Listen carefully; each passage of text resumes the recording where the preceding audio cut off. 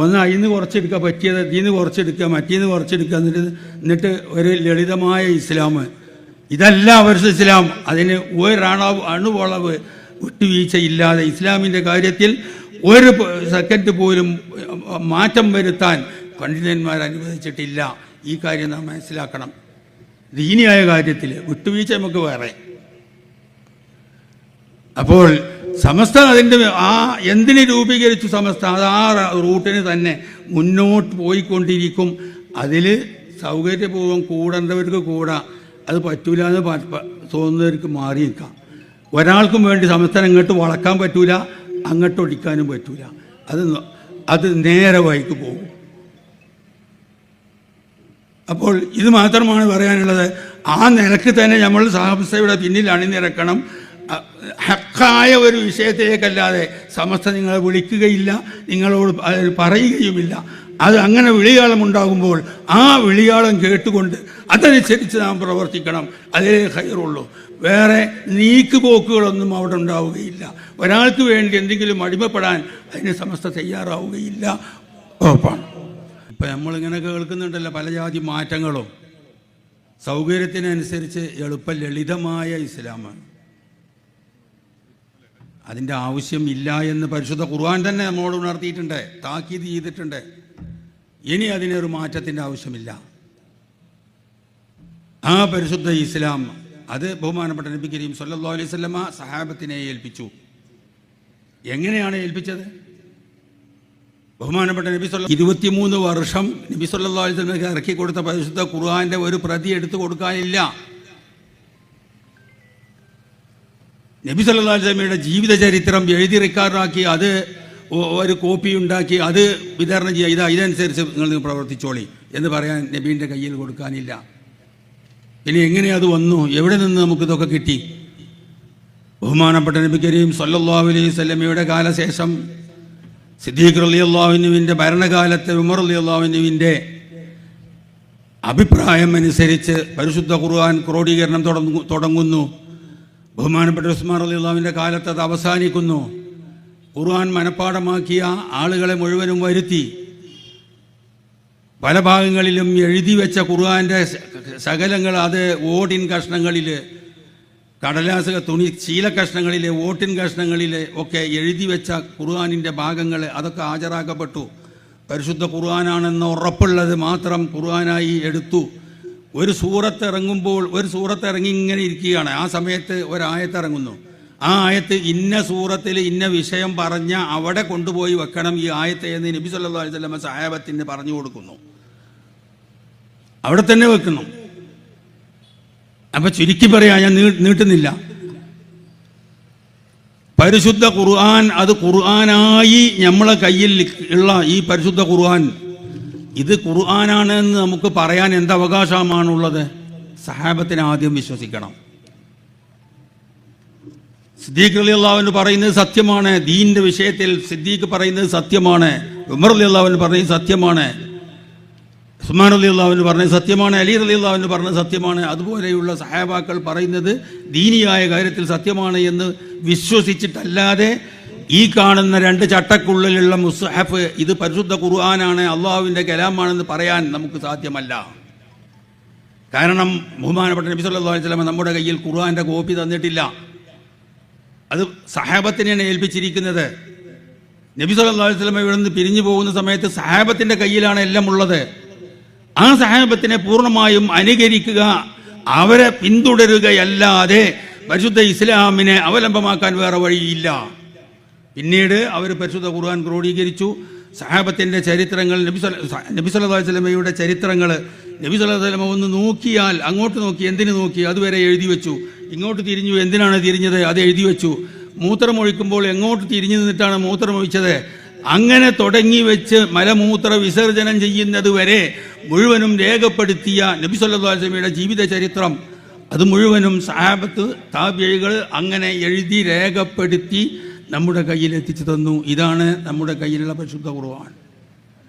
അത് നബി സല്ലല്ലാഹു അലൈഹി വസല്ലമയുടെ കാലത്ത് തന്നെ ഈ നമ്മുടെ നാട്ടിലെ കൊച്ചു കേരളത്തിലും അത് പരിശുദ്ധ ഇസ്ലാം ഇവിടെ എത്തിയിട്ടുണ്ട് എന്നാണ് ചരിത്രം നമ്മെ പഠിപ്പിക്കുന്നത്.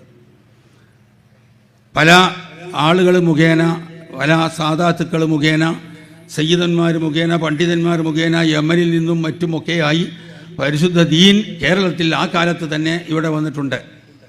അതിന് ഒട്ടധികം തെളിവുകൾ നമ്മുടെ കേരളത്തിൽ തന്നെയുണ്ട്. അങ്ങനെ ആ ഇസ്ലാം ആ കാലം മുതൽക്ക് മാലിക് ദീനാറും 12 ആളുകളിൽ നിന്ന് നമ്മൾ കേൾക്കുന്നുണ്ടല്ലോ. ഇവിടെ കേരളത്തിൽ വന്ന് കുറേ പള്ളികൾ നിർമ്മിച്ചു. പള്ളികൾ ആധാരമാക്കി അത് കേന്ദ്രീകരിച്ചു കൊണ്ടാണ് ഓരോ ഏരിയയിലുമുള്ള മുസ്ലിങ്ങളെ ഒരുമിച്ച് കൂട്ടി അവർക്ക് മുസ്ലിങ്ങൾക്ക് ആവശ്യമായ കാര്യങ്ങൾ ഇവിടെ പഠിപ്പിച്ചു കൊടുത്തതും പറഞ്ഞു കൊടുത്തതും പള്ളികൾ കേന്ദ്രീകരിച്ചുകൊണ്ടാണ്. പിന്നീട് മുസ്ലിങ്ങൾ വർദ്ധിച്ചതിനനുസരിച്ച് പള്ളിയോടനുബന്ധിച്ച് ചെറിയ കുട്ടികൾക്ക് പഠിക്കുവാനുള്ള ഓത്തുപള്ളികൾ നിർമ്മിച്ചു. അങ്ങനെ പ്രവർത്തനം തുടങ്ങി. പിന്നെ അവിടെ നിന്നും കുറച്ചും കൂടി കാലം ഇങ്ങനെ കഴിയും തോറും ഓത്തുപള്ളികളിൽ കൂടിയും മറ്റ് മഹാന്മാരായ വ്യക്തികളിൽ കൂടിയും ഈ പരിശുദ്ധ ഇസ്ലാമിൻ്റെ പ്രബോധനങ്ങളും മറ്റ് കാര്യങ്ങളുമെല്ലാം നടന്ന ഒരു സ്വഭാവമാണ് കേരളത്തിൻ്റെ ചരിത്രം എടുത്തു നോക്കിയാൽ നമുക്ക് കാണാൻ കഴിയുന്നത്. ഇതെല്ലാം വ്യക്തികളുടെ പ്രവർത്തനങ്ങളാണ്. ബഹുമാനപ്പെട്ട വരക്കൽ മുല്ലക്കോയ തങ്ങൾ ഒരു വ്യക്തിയാണ്. ആ ഭാഗത്തുള്ള എന്ത് പ്രശ്നമുണ്ടെങ്കിലും മഹാനവറുകൾ അതിന് തീർപ്പ് കൽപ്പിക്കും. ബഹുമാനപ്പെട്ട മമ്പുറം തങ്ങൾ അദ്ദേഹം ഒരു വ്യക്തിയാണ്. ആ വ്യക്തിയാണ് അവിടെയുള്ള കാര്യങ്ങൾക്കെല്ലാം പരിഹാരം കാണുന്നത്, ജനങ്ങളെ നിയന്ത്രിക്കുന്നത്. അതല്ലാതെ സംഘടിതമായ ഒരു രൂപത്തിലുള്ള പ്രവർത്തനം ആ കാലത്തില്ല. കോഴിക്കോട് കാളിമാർ, അതുപോലെ പൊന്നാനി മഖദൂമിങ്ങൾ, അതൊക്കെ ഓരോ ഭാഗങ്ങളിലേക്ക് ഓരോ വ്യക്തികളെ അയച്ചു കൊടുക്കുക, അവിടെ കാളിയാക്കുക, ആ കാളിയുടെ നേതൃത്വത്തിൽ അവിടെ ദീനീ പ്രവർത്തനങ്ങൾ നടത്തുക എന്നതല്ലാതെ അവിടെ ഒരു സംഘടിതമായ പ്രവർത്തനം അവിടെ ഉണ്ടായിട്ടില്ല. പിന്നെ എന്ന് മുതൽക്കാണ് ഇത് തുടങ്ങിയത്? നമ്മളിപ്പോൾ ജനിക്കുമ്പോൾ എല്ലാ വിഭാഗത്തിലും സംഘടനയാണ്. ചെറിയ കുട്ടികൾക്ക് സംഘടന, അതിൻ്റെ കൂടുതലുള്ളവർക്ക് അതിൻ്റെ മേലുള്ളവർക്കുള്ള സംഘടനയാണ് ഇപ്പോൾ ഇത് സംഘടിപ്പിക്കുന്നത്. അതിൻ്റെ മേലുള്ള യുവാക്കൾക്ക് സംഘടന, വയസ്സന്മാർക്ക് സംഘടന, പള്ളി ഭരിക്കുന്നവർക്ക് സംഘടന, മദ്രസ ഭരിക്കുന്നവർക്ക് സംഘടന, ഓരോ വിഭാഗത്തിനും ഇപ്പോൾ സംഘടനകൾ കാണുന്നുണ്ട്. ഇതൊക്കെ എവിടുന്ന് തുടങ്ങിയത്? ഇസ്ലാമിൻ്റെ ആദ്യകാലത്തുള്ള പ്രവർത്തനങ്ങൾ പരിശോധിച്ചാൽ ഇവിടെ വ്യക്തികളിൽ കൂടി ഇസ്ലാം പ്രചരിച്ചതാണ് കാണാൻ കഴിയുന്നത്. സംഘടിതമായ രൂപം അവിടെ ഇല്ല. ഇവിടെ നമ്മൾ പരിശോധിച്ചാൽ 1921 കാലഘട്ടങ്ങളിൽ ഇവിടെ ലഹള പുറപ്പെട്ടു. ബ്രിട്ടീഷുകാരുമായിട്ടുള്ള പല ലഹളകളും ഇവിടെ ഉണ്ടായിട്ടുണ്ട്. ബ്രിട്ടീഷുകാരുമായിട്ടുള്ള ലഹള പുറപ്പെട്ടു. ആ കാലത്ത് ഇവിടെ നിന്ന് കുറച്ച് ആളുകൾ തെക്കൻ കേരളത്തിലേക്ക്, അവിടെ ലഹള ബാധിച്ചിരുന്നില്ല, അങ്ങോട്ട് മാറി താമസിച്ചു.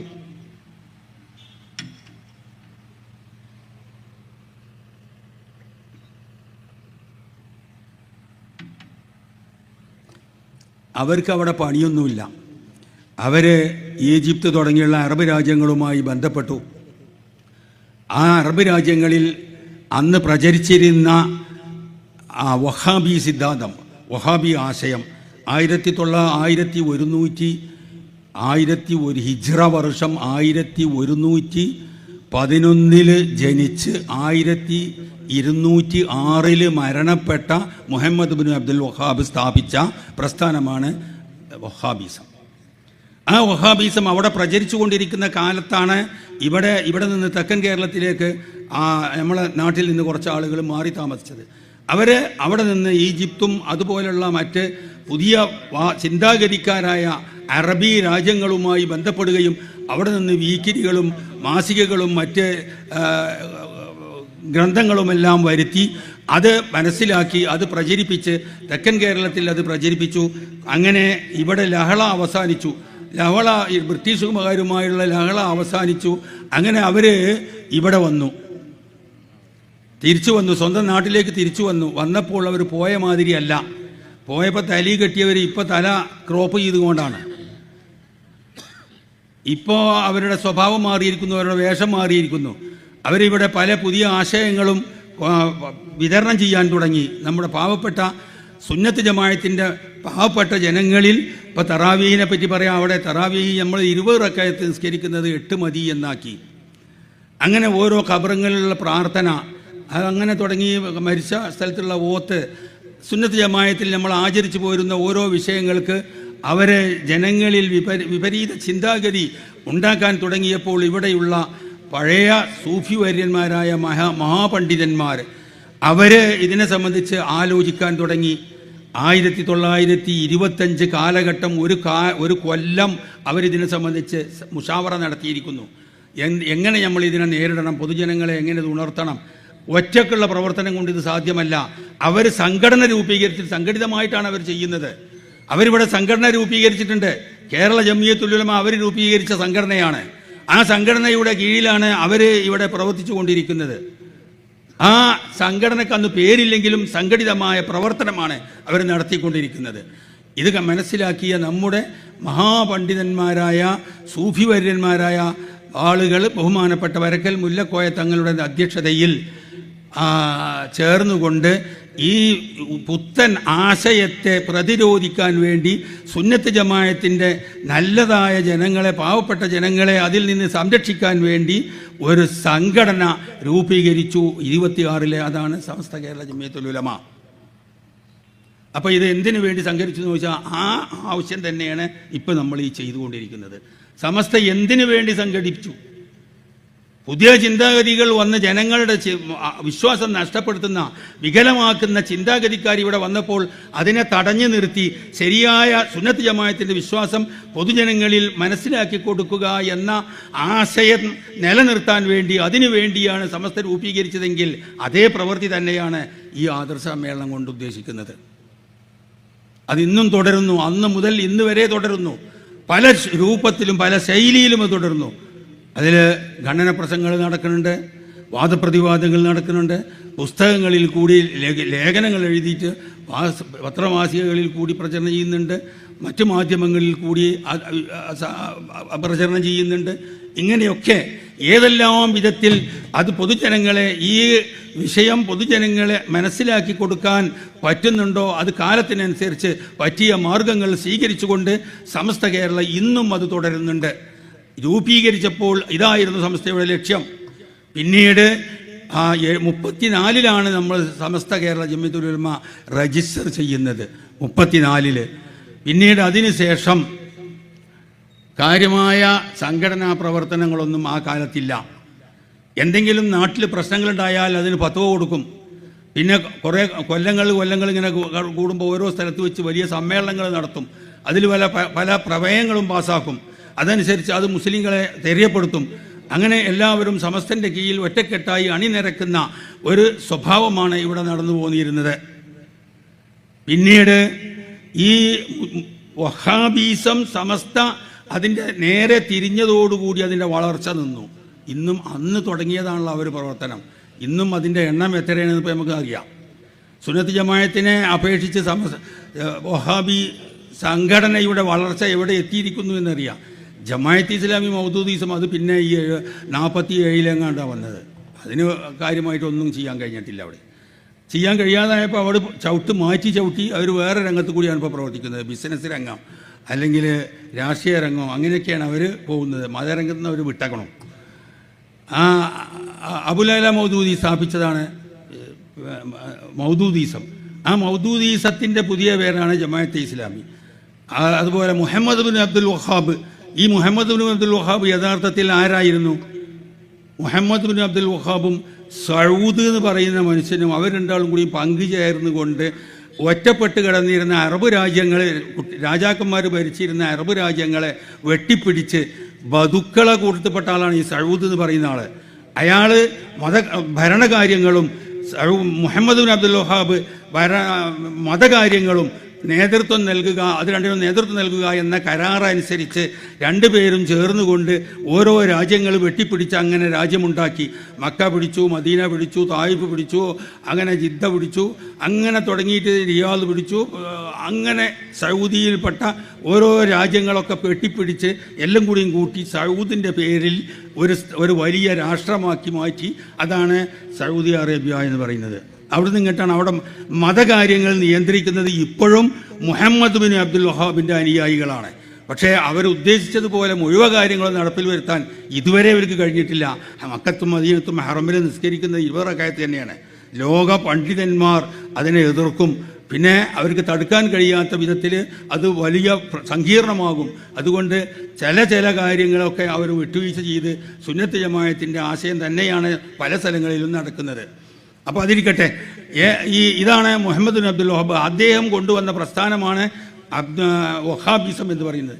അതിൻ്റെ പുതിയ പേരാണ് മുജാഹിദ് എന്ന്. അപ്പോൾ നമ്മുടെ ഇവിടെയുള്ള ഈ മുജാഹിദ് ജമായത്ത് ഇത് രണ്ടും ഇവിടെ ഇസ്ലാമിൻ്റെ എതിരിൽ കടന്നു വന്ന ഫിത്നകളാണ്. മുജാഹിദ് എന്ന് പറയുന്നത് നേരത്തെ ഞാൻ പറഞ്ഞല്ലോ, അദ്ദേഹം ജനിച്ചത് തന്നെ 1111 ഹിജ്റ 1111 അയാൾ ജനിച്ചത്. അതിൻ്റെ ശേഷമാണ്, അതുവരെ ഇവിടെ ആശയ പ്രശ്നങ്ങൾ, അതിൻ്റെയും കാലശേഷമാണ് അബ്ദുൽ വഹാബ് പിന്നെ അബുൽ അല മൗദൂദി വരുന്നത്. അതിൻ്റെ മുമ്പ് ഇവിടെ അങ്ങനത്തെ ഒരു പ്രസ്ഥാനേ ഇല്ല. ഒരൊറ്റ ആശയം, ഒരൊറ്റ വിശ്വാസം. ചില ഭാഗങ്ങളിൽ ചില കള്ള തെരീകത്തുകളും മറ്റും മറിച്ചൊക്കെ അവിടെയും ഇവിടെയൊക്കെ ഉണ്ടായിരുന്നു എന്നല്ലാതെ അതൊക്കെ ആളുകൾ വേണ്ട മാതിരി കൈകാര്യം ചെയ്യുകയും ചെയ്യും. അതുപോലെ അതല്ലാതെ ഇത്ര പ്രസിദ്ധമായ നിലക്ക് നടത്തുന്ന ഒരു പ്രസ്ഥാനം ഇവിടെ ഇതിൻ്റെ മുമ്പ് വന്നിട്ടില്ല. ഇത് രണ്ടും അതിനെ എതിർക്കുക, അതിലുള്ള പൊള്ളത്തരങ്ങളും കള്ളത്തരങ്ങളും അതിലുള്ള അനിസ്ലാമിക കാര്യങ്ങളും പൊതുജനങ്ങളെ ധരിപ്പിക്കുക, ഇതാണ് ഈ ആദർശ സമ്മേളനങ്ങളെ കൊണ്ടുള്ള ഉദ്ദേശം. ഇത് ഇപ്പോൾ പുതിയതല്ല, ഇതിൻ്റെ മുമ്പും ഇതേപോലെയുള്ള ആദർശ സമ്മേളനങ്ങൾ ധാരാളം നടന്നിട്ടുണ്ട്. കാലത്തിൻ്റെ മാറ്റമനുസരിച്ച് സംഘടിപ്പിക്കുന്ന ആളുകളുടെ സ്ഥിതി അനുസരിച്ച് അതിൻ്റെ കോലങ്ങളൊന്ന് മാറുമെന്ന് മാത്രം. EKS മുസ്ലിയാർ ജനിച്ച് അദ്ദേഹം രംഗത്ത് വന്ന് മരണം വരെ ഈ രംഗത്തല്ലേ അയാൾ പ്രവർത്തിച്ചത്. KV മുഹമ്മദ് മുസ്ലിയാർ കൂറ്റനാട്, വാണിയമ്പലം അബ്ദുറഹ്മാൻ മുസ്ലിയാർ തുടങ്ങിയുള്ള മഹാപണ്ഡിതന്മാരായ എത്രയെത്ര നാട്ടിക മൂസ മുസ്ലിയാർ, ഇവരൊക്കെ അവരുടെ ജീവിതകാലം മുഴുവനും ഇതിനു വേണ്ടിയല്ലേ ഒഴിഞ്ഞു വെച്ചത്. അവരൊക്കെ എത്രയോ ആദർശ സമ്മേളനങ്ങളും എത്ര ഖണ്ഡന പ്രസംഗങ്ങളും വാദപ്രതിവാദങ്ങളുമാണ് ഇവിടെ നടത്തിയിരിക്കുന്നത്. അതിനൊന്നും ആർക്കും ഒരു എതിർപ്പുമില്ല. ഇവിടെ ഈ കുട്ടികൾ സംഘടിപ്പിക്കുന്ന ആദർശ സമ്മേളനം കണ്ടപ്പോൾ ഇത് എന്തിനാണ് ഇവിടെ ഒരു ആദർശ സമ്മേളനം, അങ്ങനെ ചിലർക്ക് അഭിപ്രായം. അത് ആദർശ സമ്മേളനങ്ങൾ നടന്നുകൊണ്ടേയിരിക്കുന്നുണ്ട്. അന്ന് തൊട്ട് ഇന്ന് വരെ അത് ഒരു രൂപത്തിലല്ലെങ്കിൽ മറ്റൊരു രൂപത്തിൽ അത് നടക്കുന്നുണ്ട്. ഈ വഹാബിസവും മൗദൂദിസവും ഇവിടെ വന്നത് മുതൽക്കാണ് ഈ രംഗത്തേക്ക് നമ്മൾ സമസ്ത ശ്രദ്ധ തിരിച്ചത്. അപ്പോൾ ഞാൻ പറഞ്ഞുകൊണ്ടുവന്നത്, ആദ്യം ഇവിടെ പ്രവർത്തിച്ചു പോകുന്നത് വ്യക്തികളിൽ കൂടിയാണ് ഇസ്ലാമിൻ്റെ പ്രബോധനം നടന്നത്. പിന്നീട് ഇവരെ തടുക്കാൻ വേണ്ടി സമസ്ത കേരള ജംഇയ്യത്തുൽ ഉലമ രൂപീകരിച്ചു. അത് 1950-കൾക്ക് ശേഷം ആണ് മദ്രസ രംഗത്തേക്ക് സമസ്ത തിരിയുന്നത്. മദ്രസ ബഹുമാനപ്പെട്ട ബാഫക്കി തങ്ങൾ, മർഹൂം ബാഫക്കി തങ്ങളുടെ അഭിപ്രായം അനുസരിച്ച് അദ്ദേഹം സമസ്തയിലെ പണ്ഡിതന്മാരെ വിളിച്ചുകൊണ്ട് പറഞ്ഞു, ഈ ഇന്ത്യ സ്വതന്ത്രമാകാൻ പോവുകയാണ്. 45-ലാണ് അദ്ദേഹം പറയുന്നത്.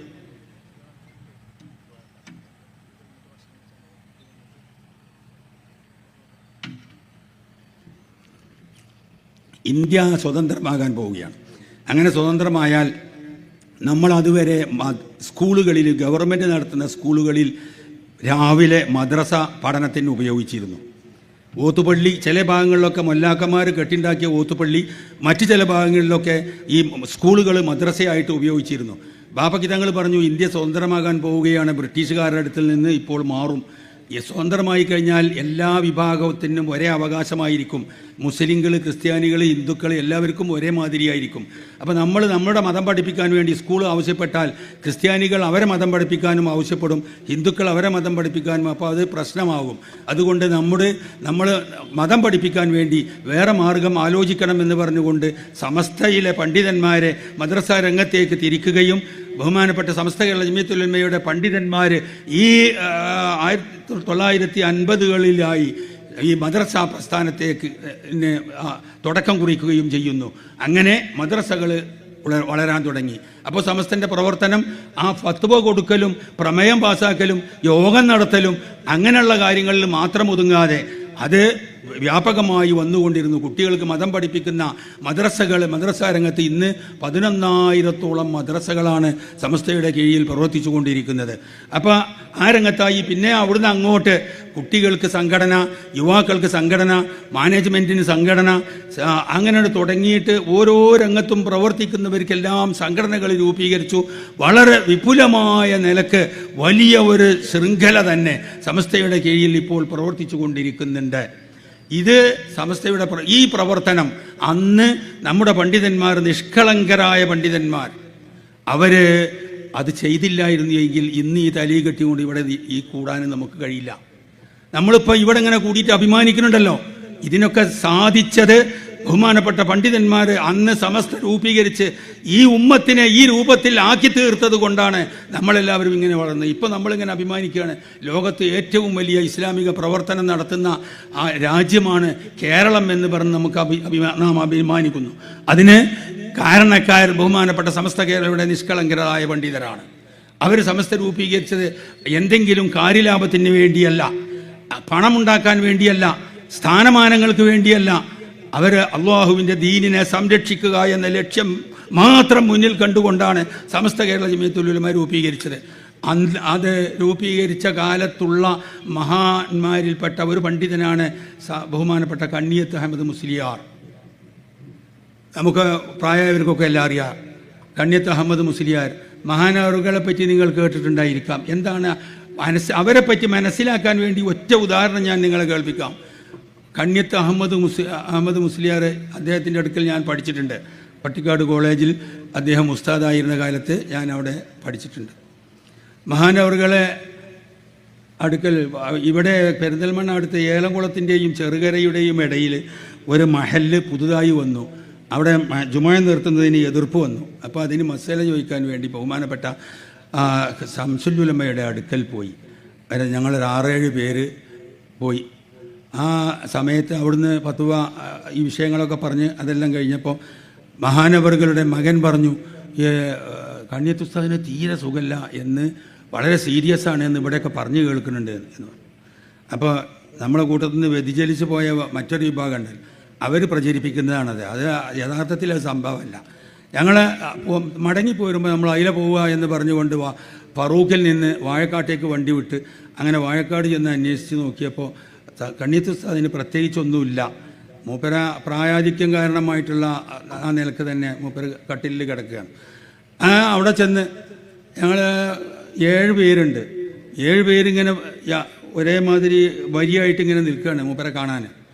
അങ്ങോട്ട് ചെല്ലുന്ന സമയത്ത് ഞങ്ങൾ അങ്ങോട്ട് പടി കയറുമ്പോൾ അവിടുന്ന് കോട്ടുമല ഉസ്താദിൻ്റെ മകൻ വാപ്പു മുസ്ലിയാരും പിന്നെ നമ്മുടെ മഞ്ചേരി കുരിക്കളും അങ്ങനെ അവർ 5 ആൾ അവിടെ നിന്ന് ഇറങ്ങുകയാണ്. ഞങ്ങൾ അങ്ങോട്ട് കയറുമ്പോൾ ഞങ്ങൾ കയറി ചെന്ന് സലാം പറഞ്ഞ് ഓരോരുത്തരായിട്ട് കൈ പിടിച്ച് മുത്താനാണ്.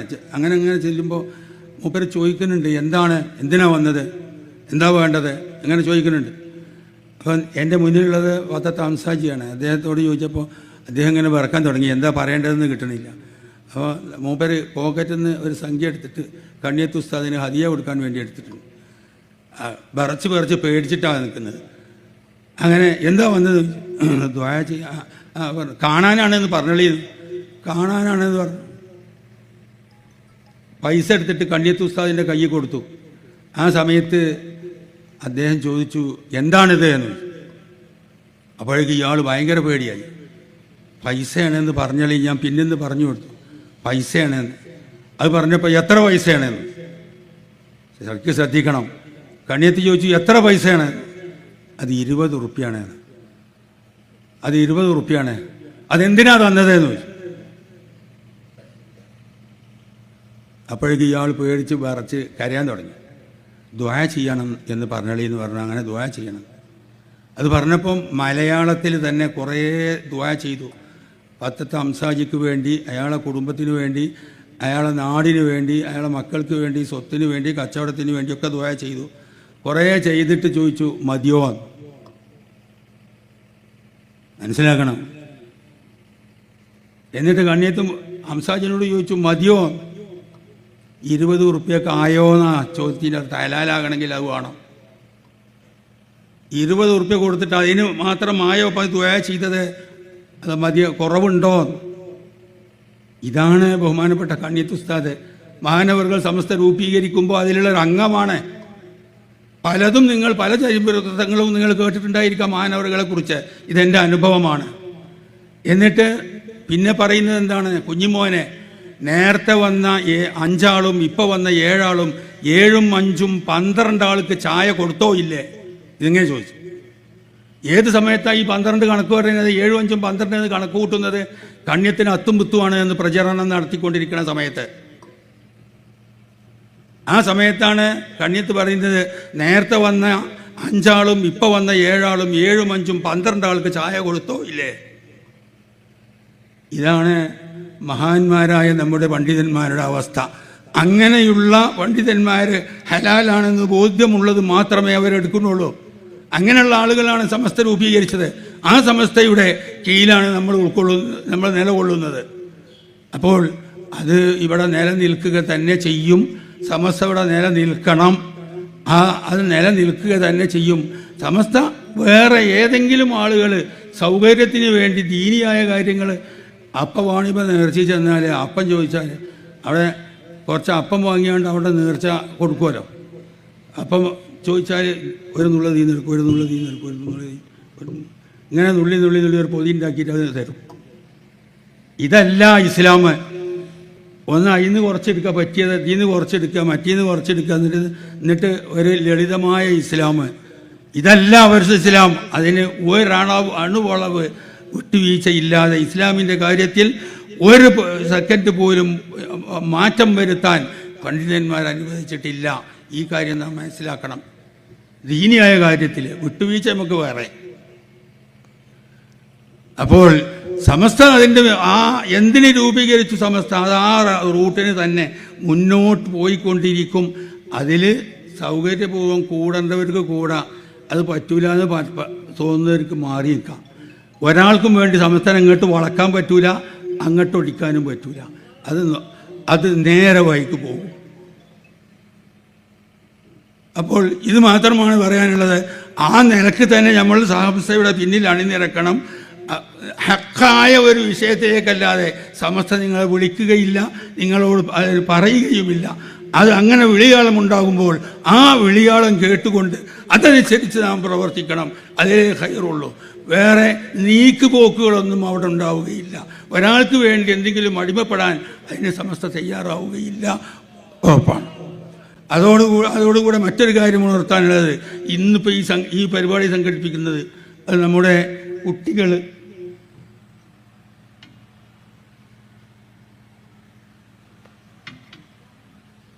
SKSSFിൻ്റെ മക്കളാണ്. ഒരു കാലത്ത് SYSനെ സംബന്ധിച്ച് സമസ്തയുടെ ഊന്നുവടി എന്ന് പണ്ഡിതന്മാർ പറഞ്ഞു. ഇപ്പോൾ യഥാർത്ഥത്തിൽ സമസ്തയുടെ കൂടെ നിന്ന് ഊന്നുവടിയായിക്കൊണ്ട് പ്രവർത്തിക്കുന്നത് SKSSF ആണ് എന്ന് പറയാൻ ഞാൻ ആഗ്രഹിക്കുകയാണ്. അവരുടെ ഈ പ്രവർത്തനം അല്ലാഹു സ്വീകരിക്കട്ടെ. സമസ്ത എന്ത് പറയുന്നുവോ അത് അക്ഷരം പ്രതി സ്വീകരിച്ചുകൊണ്ട് സമസ്തക്കൊപ്പം നിലനിന്ന് പ്രവർത്തിക്കുന്നത് ഏറ്റവും കൂടുതൽ അതിന് പ്രവർത്തിച്ചു കൊണ്ടിരിക്കുന്ന SKSSF ആണ് എന്ന് പറയാൻ ഞാൻ ആഗ്രഹിക്കുകയാണ്. അപ്പോൾ സഹോദരന്മാരെ, ഈ സമസ്ത അത് ഇവിടെയുള്ള നമ്മെ സംരക്ഷിച്ചത്, ഈ കേരളത്തിന് ഇങ്ങനെ ഒരു മുഖച്ഛായ ഉണ്ടായത് എങ്ങനെ?